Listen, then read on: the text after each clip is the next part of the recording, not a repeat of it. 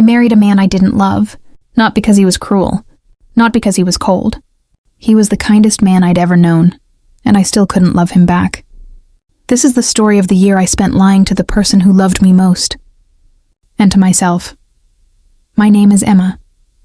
I'm 28, and I live in a quiet part of Chicago. The kind of neighborhood with tall trees, small cafes, and neighbors who wave when you walk by. On paper, my life looks good. A husband, a cozy apartment, a stable job at a little bookstore 3 blocks from home. People tell me I'm lucky. They don't know that every morning.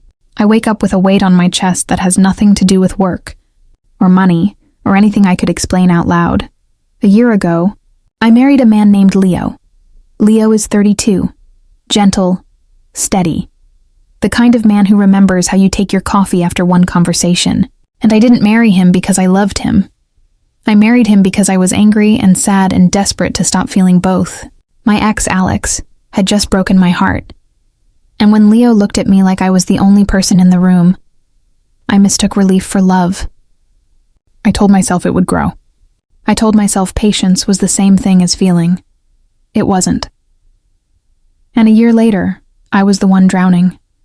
Leo does everything right. Flowers on Fridays, dinner when I'm tired, little notes tucked into my lunch bag that say things like, "You've got this." He calls me his sunshine. He kisses my forehead before he leaves for work like it's a promise. Any woman would call herself lucky. I call myself a fraud. One night, on our balcony under a sky full of stars, he took my hand and said, "Emma, I know you don't love me yet, but I believe you will. My love is strong enough for both of us." I wanted to cry. Not because it was romantic, because it was the loneliest thing I'd ever heard. He had so much hope. I had none left to give him. Every day became a performance. I smiled when I felt nothing. I said thank you to gestures that should have made me melt, and instead made me feel like I was watching someone else's life from behind glass. My mother used to tell me, love can grow with time. Marriage is about kindness and patience, not just feeling. I wanted so badly to believe her. But there's a difference between patience and pretending, and I had spent a year confusing the two. One Friday, Leo made my favorite dinner: chicken pasta, candles, the blue shirt he knows I like. He looked at me and said, "Emma, you're my everything." I said thank you. Inside, I felt nothing but the cold, quiet shame of a woman lying to a man who deserves so much better. That night we walked to the park where he'd proposed to me. He stood under the same oak tree and said, "Remember this place? I told you I'd love you forever." I looked at that tree and wanted to scream the truth. Instead, I stayed silent, because telling him would break something I didn't know how to fix. I didn't sleep that night. I lay there asking myself the only question that mattered. Will I ever feel happy again? Or am I going to spend my whole life performing happiness for someone else? The next morning, I finally told the truth to my best friend, Nana. "I don't love him," I said. "I married him to forget someone else. And now I feel trapped."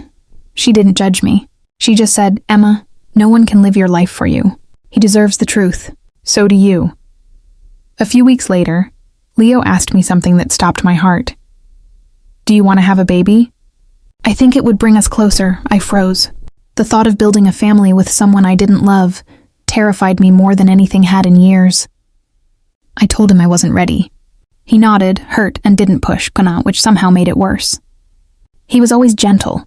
I was always distant. One night I packed a bag. I stood by the door and watched him sleep, peaceful, unaware. I couldn't do it. I sat on the floor and cried quietly instead, the bag still in my hand. The next morning he made coffee like always and said, "Good morning, my love.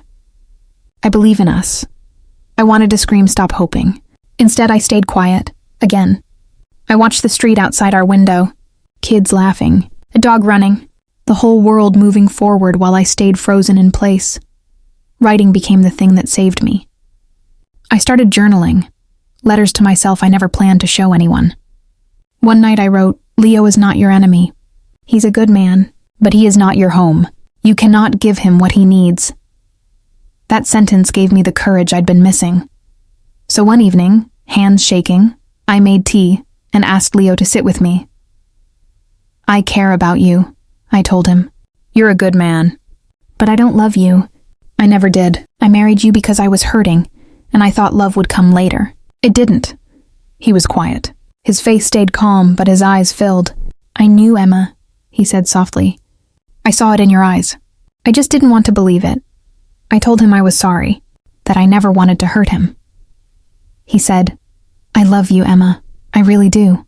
But I can't be the only one trying. If your heart isn't here, I can't hold you back. There was no shouting, no blame. Just two people sitting in a quiet kind of sadness, the kind that comes from finally being honest. Weeks later, I moved into my own small apartment. I painted the walls light yellow. I put flowers in the window. It wasn't much, but for the first time in a year, it was mine. I still think about Leo sometimes. I hope he finds someone who can love him the way he deserves, fully and without pretending. He gave his heart to me freely, and even though I couldn't keep it, he never once made me feel small for that. I found a writing class near my new apartment. I started telling my own story instead of performing someone else's. One night I looked in the mirror and saw a woman with tired eyes, but a real smile. Not perfect, just honest. If there's one thing I'd tell you, it's this: never marry for the wrong reason, and never silence your own heart to keep someone else comfortable. If any part of this felt like your own story, you are not alone. It's okay to make mistakes. It's okay to start again. If this story moved you, subscribe to Girls Room.